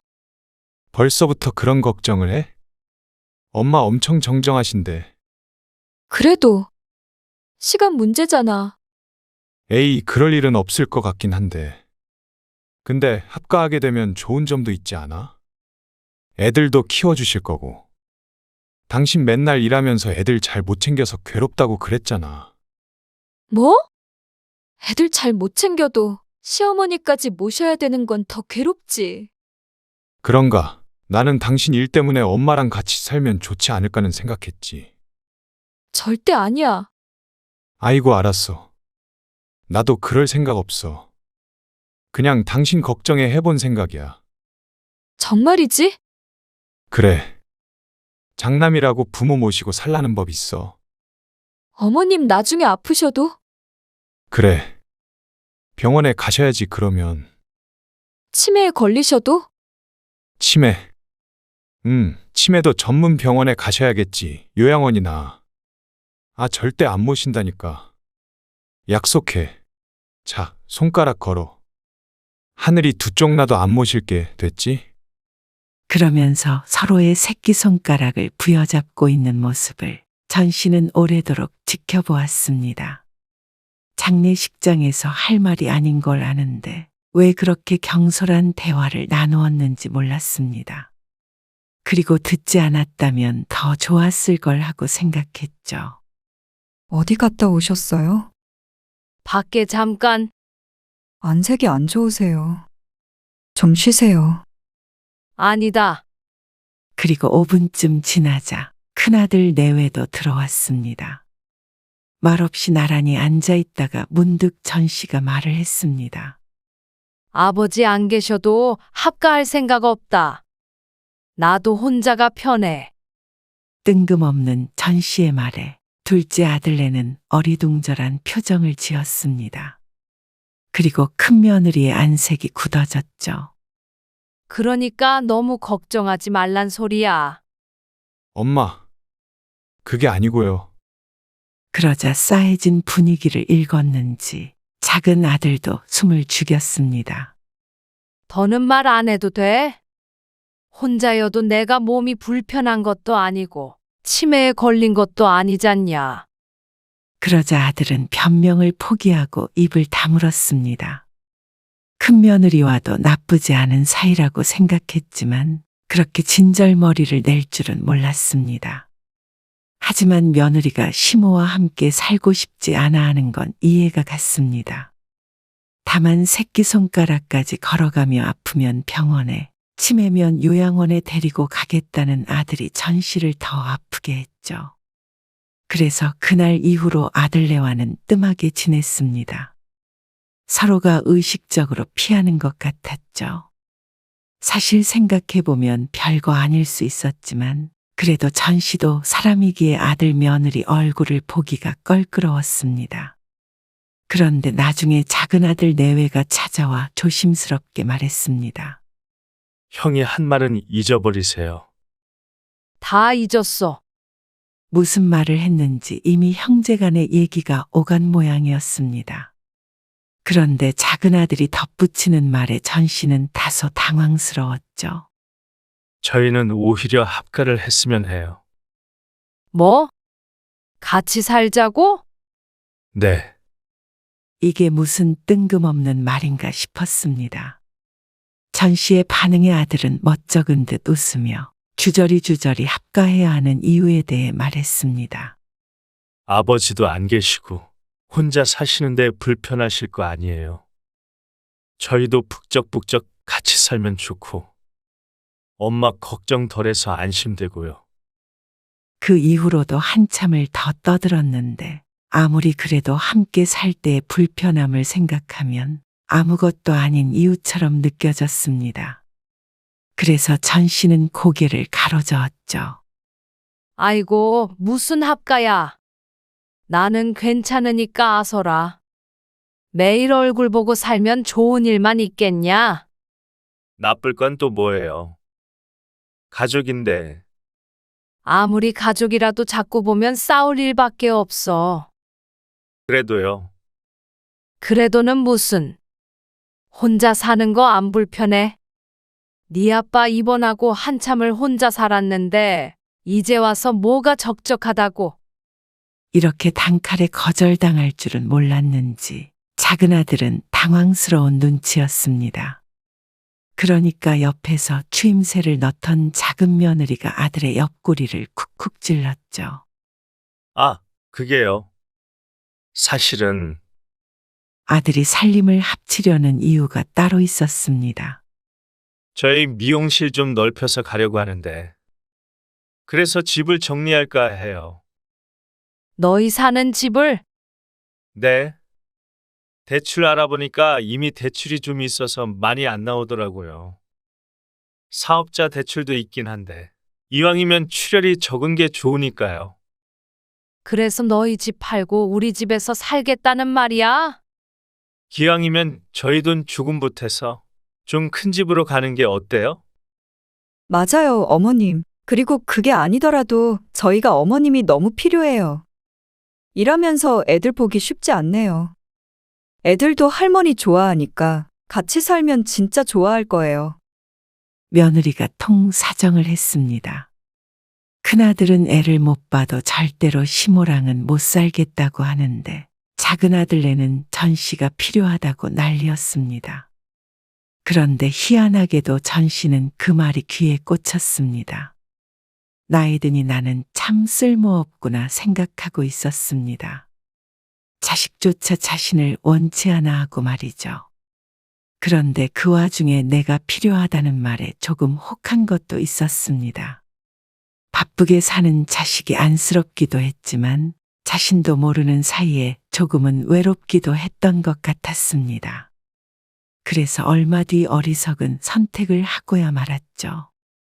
아들은 살던 집을 팔았고 전 씨는 평수를 조금 넓혀서 이사를 했습니다. 더 보태려고 했는데 생각보다 인테리어 비용이 많이 초과가 돼서요. 아이고 됐다. 너희 미용실에 놨어.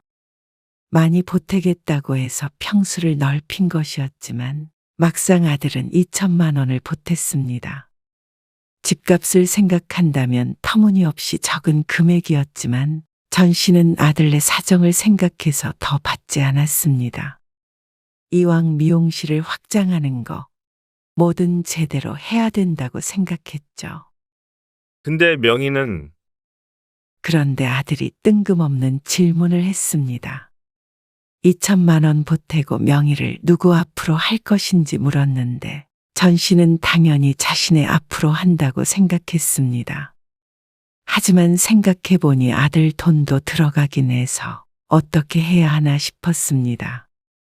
그래도 명의는 엄마 앞으로 할게. 2천만 원 필요하다면 돌려주고. 아니에요. 그럼 살다가 나중에 재산 정리할 일 있으면 그때 다시 생각해보자. 알겠어요. 아무리 괘씸해도 큰아들이 있으니 함부로 작은 아들 앞으로 아파트를 줄 수는 없었습니다. 그랬다가는 자식들 간의 사이도 장담할 수 없게 될 것이 뻔했습니다. 그리고 아들네 부부는 좋은 위치에 크고 번듯한 미용실을 차렸습니다. 원래 운영하던 것의 서너 배는 큰 규모였고 그만큼 비용이 많이 들었습니다. 중간에 전 씨의 자금도 추가적으로 들어가기도 했습니다. 어머님, 저 오늘 늦게까지 손님이 있어서요. 늦을 것 같아요. 서준이 아빠도 늦어? 네. 퇴근하면 9시쯤 될 것 같네요. 알았어. 그러면 내가 애들 데리고 들어올게. 네, 감사해요. 아무래도 둘 다 회사원이 아니다 보니 퇴근 시간이 들쑥날쑥했습니다. 게다가 미용실에 손님이 많아져서 직원을 2명 더 뒀는데도 이렇게 바쁜 날들이 많았죠. 원래는 며느리 먼저 퇴근해서 애들을 돌보다가 이제 전 씨가 있으니 마음 놓고 일을 했습니다. 감사해요. 어머님 계셔서 얼마나 다행인지 몰라요. 그러게. 초조하지도 않고. 고맙긴. 어차피 집에 있는데. 그리고 퇴근해서 오면 사람 사는 냄새가 나는 것 같아요. 그게 뭐야? 늘 일만 하느라 정신없었는데 어머님 계시니까 좀 가정집답네요. 밥 짓는 냄새도 나고. 맞아. 퇴근해서 들어오면 군침 돌지. 아들 내외의 말에 전 씨도 기분 좋은 웃음을 지었습니다. 서로 상의를 한 것은 아니었어도 자연스럽게 전 씨가 집안일을 도맡아 하게 되었습니다. 내일부터 가게에 도시락 싸가려고요. 웬 도시락? 거의 매일 자장면 먹는데 지겨워 죽겠어요. 언제 도시락을 싸고 있어? 집에 있는 반찬에다가 싸가야죠.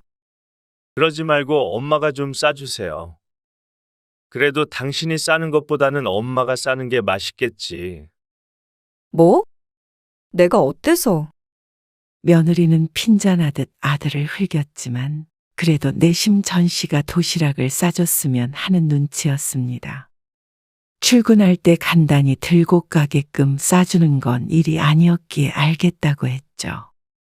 그런데 며칠이 지나자 아들이 또다시 불평했습니다. 아침에 싸서 1시, 2시에 먹으니까 너무 식어서 맛이 없어요. 그래? 좀 일찍 먹으면 되잖냐? 손님 때문에 딱딱 맞춰서는 못 먹죠. 그래서 그날 이후로 전 씨는 점심시간에 맞춰서 아들 며느리의 점심 도시락을 날랐습니다. 그리고 아이들 학교 간 틈을 타서 청소, 빨래, 요리 등을 했고 아이들의 학교 수업이 끝나면 학원에 데려다 주기도 했습니다. 고되긴 했지만 그래도 내 자식 내 손주이기에 할만했습니다. 오늘 장 보러 마트에 갔는데 한도 초과가 뜨지 뭐야. 그래서 급한 대로 현금 가진 걸로 계산했어. 아, 그래요? 지난달에 인터넷으로 뭐 좀 결제했더니 그런가 봐요. 다른 카드 드릴게요. 마트에 갈 때는 며느리가 준 신용카드를 썼습니다. 달리 쓸 때도 없긴 했지만 카드 외에 현금은 한 달에 20만 원이 고작이었습니다. 처음엔 욱하는 마음이 들기도 했습니다. 내 집이고 내 살림이지만 그래도 손주 봐주고 저들 뒷바라지 해주는데 20만 원이라는 금액이 너무 적다고 생각했습니다. 자신이 돈이 궁한 상황이었다면 참 서러웠겠다고 생각했죠.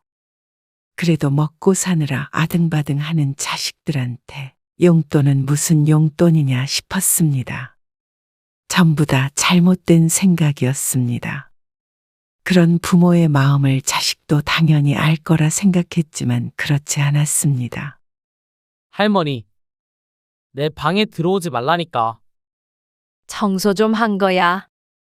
쓰레기가 많아서. 출입금지라고. 내 거 함부로 만지지 마. 이놈아, 그러면 정리를 잘해야 될 거 아니야. 아이씨, 참견하지 말라고 했잖아. 뭐? 눈앞에서 쾅 닫힌 방문에 전 씨가 어처구니 없는 웃음을 흘렸습니다.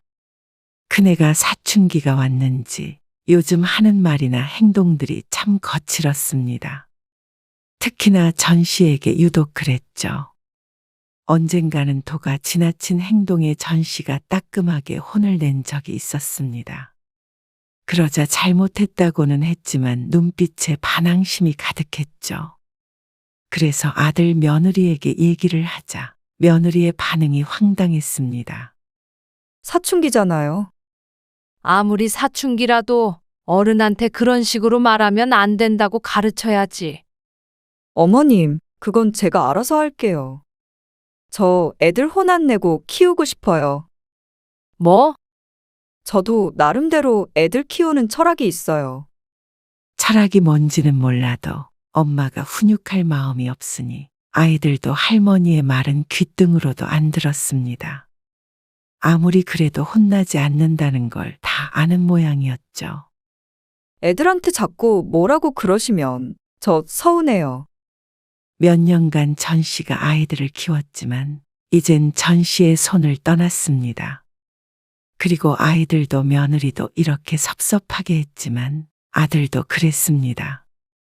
언젠가 한 번은 아들이 술을 먹고 새벽에 들어온 적이 있었습니다. 며느리와 아이들 모두 잠에 들었고 전 씨만 아들이 돌아오길 기다렸죠. 무슨 술을 이 시간까지 마셨어? 신발을 제대로 벗지도 못하고 휘청거렸습니다. 가까이 다가가니 부축을 하기도 전부터 술 냄새가 진동했죠. 그러자 아들이 한 잔 걸쳤다며 해실거렸습니다. 그러더니 소파에 드러누워 일어날 생각을 하지 않아 전 씨가 한참을 실랑이 해야 했습니다. 옷이나 벗고 자. 그런데 갑자기 아들이 중얼거렸습니다. 목소리가 하도 작아서 무슨 말인지 못 알아들어 다시 묻자 또다시 중얼거렸습니다. 전 씨가 아들의 입에 귀를 바짝 대니 아들이 하는 소리가 들렸습니다. 엄마랑 합가한 게 후회가 된다고 하는 것 같았습니다. 깜짝 놀라서 아들을 쳐다보았는데 같은 말을 반복하고 있는 것 같은 아들의 말은 이제는 완전히 뭉개져서 알아들을 수가 없었습니다. 설마 싶었습니다. 매일 좋을 순 없겠지만 그래도 잘 지내오고 있다고 생각했습니다. 어쩐지 엿보면 안 되는 아들의 속내를 엿본 것 같은 마음이 들었습니다. 그래서 그날 새벽에 잠을 한숨도 못 잤습니다. 당연히 아들은 전혀 그 일을 기억하지 못했죠. 너 어제 기억 안 나니? 무슨 기억이요? 아니다. 됐다. 아, 자면서 꿈 꿨는데 엄마가 옛날에 부침개 해줬던 꿈 꿨네요. 안주로 먹으면 맛있겠네. 전 씨는 아들의 말에 잠시 생각에 빠졌습니다. 꿈에 자신이 나와서 엄마가 어쩌고 저쩌고 중얼거렸나 싶었습니다. 사실 앞에 엄마랑까지는 명확하게 들었는데 그 뒤로는 제대로 들리지 않았으니 말이죠. 아들의 표정을 보아하니 해맑은 것이 설마 합가한 게 후회된다는 소리를 했을까 싶었습니다. 그 뒤로 아들은 그런 기색을 보이지 않았고 전 씨도 그저 해프닝처럼 지나치게 되었죠. 그렇게 세월이 흘러 전 씨는 7순이 넘었고 얼마 전 둘째 손주가 대학에 합격했습니다. 이제 다 키웠네. 그러게요. 이제 좀 한숨 돌리겠다 싶었습니다. 손주들의 수험 생활을 2번 겪으니 신경줄이 나만하질 않았습니다. 집은 항상 살얼음판을 걷는 것 같았고 다들 날카로워져 전 씨는 늘 눈치를 봐야 했습니다. 다행히 원하는 대학에 합격해서 이제는 웃을 수 있었습니다. 기숙사 들어간다고? 네. 학기 시작하기 전에 짐 싸서 나갈 거예요. 집이 휑해지겠네. 그렇겠죠. 근데 엄마, 드릴 말씀이 있는데요. 뭐? 얼마 전에 형이랑 통화했거든요. 근데 이 진명의 말이에요. 그거 제 앞으로 해도 된대요. 순간 무슨 말인지 얼른 이해가 가지 않았습니다. 예전에 이 집 제 앞으로 주신다고 하셨잖아요. 재산 정리할 일이 있으면 작은 아들 앞으로 준다는 말은 아니었습니다. 그런데 큰아들과 통화를 해서 동의를 받았다는 아들의 말에 놀라긴 했습니다. 제가 여태 모시고 살았으니까 형도 할 말 없는 거죠. 모시고 살았다는 말에 전 씨의 눈인 잠시나마 크게 뜨였다가 돌아왔습니다. 그러니까 제 앞으로 주시면 안 될까요? 아들의 말에 전 씨가 생각에 잠겼습니다. 이제 73이 되었고 아들이 둘인데 그중 하나가 집이 필요 없다고 하니 남은 아들에게 주어도 되지 않겠나 싶었습니다. 그리고 어차피 같이 살고 있으니까 이제 와서 명의가 크게 중요한 것 같지 않았습니다. 그래서 전 씨가 고개를 끄덕이자 아들 며느리가 크게 기뻐했죠. 자, 이거 달라던 서류. 오늘 때 왔어. 도장도 쳐주세요. 그거는 내가 찍어야 하는 거 아니야? 위임장 있어서 제가 해도 돼요. 아들이 필요하다는 서류를 챙겨서 넘겨주었습니다. 그러자 아들은 밥을 먹지 않아도 배부른지 아침을 설렁설렁 먹으면서도 웃는 낯이었습니다. 잠깐만요. 저 차에 좀 다녀올게요. 곧 명의 이전을 하러 나간다는데 꺼내놓을 짐이 차에 있다며 아들이 나갔습니다. 잘 먹었습니다. 그래. 오늘 어디 나가니? 친구랑 약속. 대학 가기 전에 한번 보자고 해서. 작은 손주의 말에 고개를 끄덕이고 있는데 식탁 위에서 휴대폰 벨소리가 울렸습니다. 아들의 휴대폰이었습니다. 부동산. 그런데 손주가 아들의 휴대폰을 물끄러미 보더니 울리는 전화를 받아버렸습니다. 여보세요. 잠깐 자리 비우셨는데요. 네. 전세요? 아닐 건데 5천만 원이요. 저는 잘 몰라서요. 오시면 전화드리라고 할게요. 네. 의문 가득한 대화를 나누고 전화를 끄는 손자가 말했습니다. 무슨 5천만 원짜리 전세집을 구한다는데. 아빠가. 무슨 말이야? 너 기숙사 들어간다며? 서울엔 5천만 원짜리 집도 없어. 그게 아니라 이 동네에서 구하는 것 같은데. 그런데 때마침 아들이 들어왔습니다. 그러자 아들이 전화에 대해서 설명했죠. 그러자 아들의 표정이 이상하게 바뀌었습니다. 아, 그게. 무슨 집을 알아본다는 거야? 저는 먼저 가볼게요. 손주가 자리를 뜨고도 전 씨의 아들은 한참을 머뭇거렸습니다. 뭔데 그래? 서준이 애미 모르게 이상한 짓 하고 돌아다니는 거 아니지? 아, 그런 거 아니에요. 그럼 뭔데? 그러자 아들이 한숨을 푹 쉬며 말했습니다. 집 알아보고 있어요. 그러니까 무슨 집? 애들도 다 컸으니까. 저희도 이제 저희만의 시간을 좀 갖고 싶어서요. 뭐? 그래서 전셋집을 구해서 나가려는 계획인가 싶었습니다. 놀라서 되물었는데 아들이 표정이 더 이상해졌죠. 그게 아니고요. 저희는 둘이고 엄마는 혼자잖아요. 그 말에 아들이 무슨 말을 하고 있는지 깨달았습니다. 너무 기가 차서 목구멍 밖으로 아무 소리를 낼 수가 없었습니다. 천천히 말씀드리려고 했어요. 그렇다면 이 집을 자신의 것으로 바꾼 다음에 말할 생각이었다는 말이었습니다. 더욱 기가 막혔습니다. 어떻게 이런 일이 다 있나 싶었습니다. 그리고 그때 안방에서 며느리가 머리에 수건을 두른 채로 나왔습니다. 어머님, 오해하지 마세요. 그 편이 어머님한테도 더 좋을 것 같아서 서준이 아빠랑 심사숙고해서 결정한 거예요. 둘째인 저희가 여태 모시고 살았으니까 서운해하지 않으셨으면 좋겠고요. 상의를 한 것이 아니라 지들끼리 결정을 했다는 말이었습니다. 아니, 상의를 한다고 해도 어이는 없었죠. 왜 내 집에서 내가 나가야 하는지도 모르겠고, 이 집이 못해도 7, 8억은 되는데 구한다는 집이 전세 5천만 원이라는 말도 황당했고, 여태 지들이 자신을 모시고 살았다는 말도 지나가던 개가 비웃을 말이었습니다. 애들도 다 컸고 전 씨도 이제 나이가 들었으니 지금이야말로 모시고 살아야 할 때였습니다. 그런데 조금 더 젊을 땐 뽑아먹을 대로 뽑아먹더니 이제 더 이상 나올 것이 없을 것 같아 집을 뺏고 쫓아내는 건가 싶었습니다. 애들 수월하게 키우고 경제적 도움도 받고 공짜 도우미도 부리고 참 편히 살아놓고는 어떻게 모시고 살았으니 자식 할 도리 다 했다는 말이 나오는지 몰랐습니다. 그래서 이제 이혼 가치가 없으니까 너희 둘이 알콩달콩 살려는 거야? 참, 사람이 이렇게 간사하다. 그렇게 사람을 부려먹고는.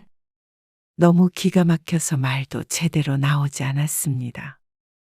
이마저도 손주가 전화를 받지 않았다면 까맣게 모를 일이었습니다. 이용하다뇨? 그렇게 말씀하시면 섭섭해요. 이 상황에 나보다 네가 더 섭섭하겠냐?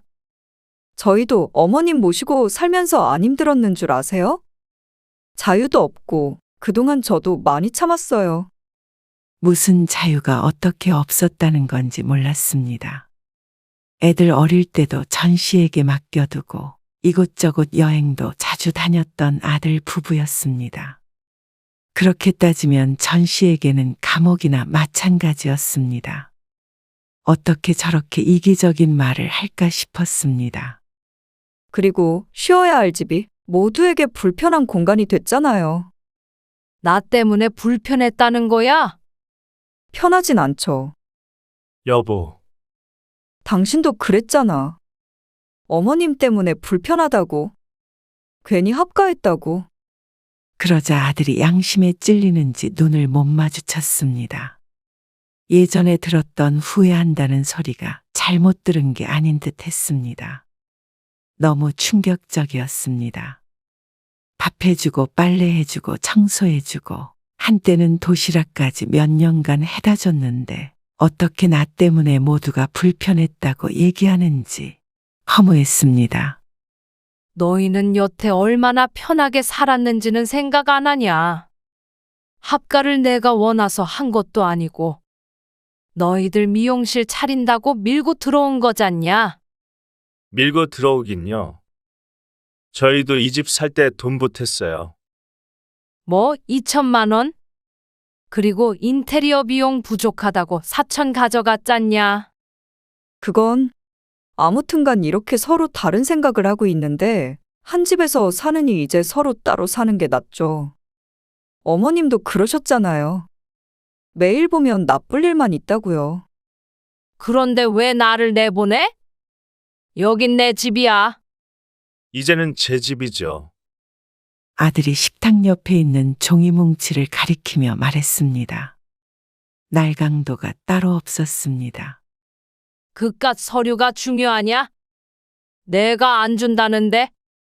전 씨가 종이들을 얼른 집어서 박박 찢어버렸습니다. 엄마?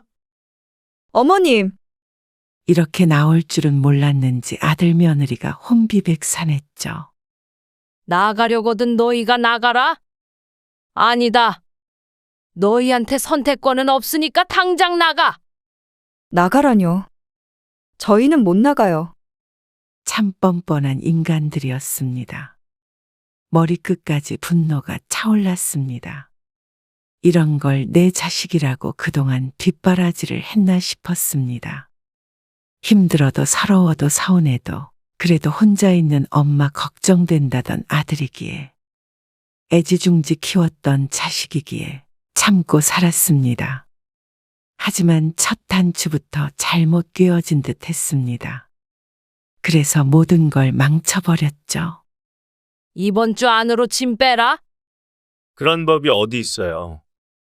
우리나라에 그런 법이 왜 없냐? 내 집에서 도둑놈 쫓아내겠다는데 누가 뭐라 그래? 도둑놈이요! 이 집에 저도 돈 냈다니까요. 그래 2천만 원. 그거는 네가 빌려간 사업 자금으로 퉁치고 너나 2천만 원 더 갚아라. 그것도 다 법으로 따져보자. 진짜 이러실 거예요? 그러자 아들이 바닥에 드러누웠습니다. 이 집에서 한 발자국도 나갈 수 없다면서 말이죠. 일이 지저분하게 흘러갔습니다. 하지만 한 발자국도 안 나가는 건 전 씨였습니다. 어차피 나갈 일도 없는데 누가 이기나 해보자 싶었습니다. 반면에 아들 며느리는 일을 해야 하니 계속 버티고 있을 수만은 없었죠. 그래서 다음날 아들 며느리가 출근한 사이에 집 번호키를 통째로 바꿔버렸습니다. 카드키를 가지고 있기에 비밀번호를 바꿔도 소용이 없을 것 같아서였죠. 그러자 저녁에 문을 쿵쿵대며 난리를 쳤습니다. 알겠어요. 그냥 같이 살면 되잖아요. 사람을 바보로 아는 모양이었죠. 됐다. 나중에 아파서 거동도 못하면 애미고 뭐고 갖다 버릴 놈이야? 넌! 전 씨는 아들에게 너 같은 자식을 위해 더 이상 인생을 낭비하지 않겠다고 소리쳤습니다. 그리고 아들 며느리가 후퇴를 하자 다음 날에 이삿짐 센터를 불러서 짐을 싹 빼버렸습니다. 그러고 나서 미용실로 짐을 보내버렸죠. 전화에 불이 났습니다.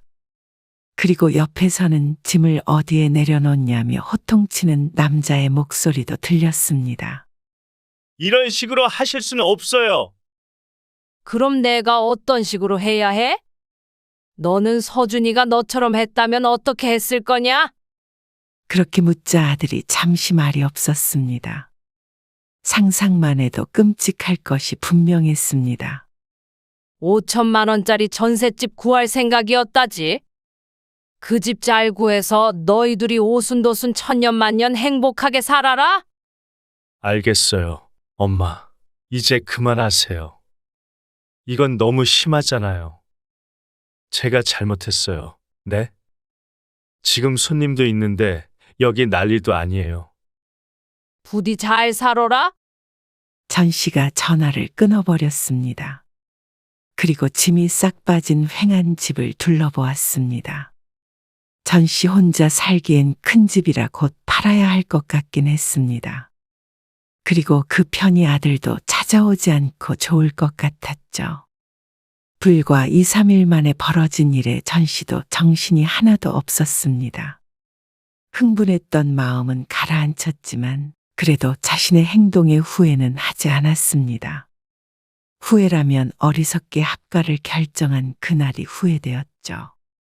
큰아들도 대면대면 지냈고 작은아들은 아주 척을 지어버렸습니다. 말년에 불행이 찾아온 듯 했지만 생각해보면 큰 불행도 아니었습니다. 어차피 자기밖에 모르는 자식들이 부모 노후에 무슨 큰 도움이 되고 기쁨이 될까 싶었습니다. 자식들이 이기적인 만큼 부모도 이기적으로 산다면 오히려 그게 행복을 찾는 길이 아닐까 하는 생각마저 들었습니다. 자식 뒷바라지는 이제 그만하고 그 정성과 돈으로 스스로를 돌보는 게 현명한 삶이었습니다. 앞으로 10년을 살지 20년을 살지는 모르겠지만 길게 살 건 짧게 살 건 자식에게 배신당하는 삶보다는 나았습니다.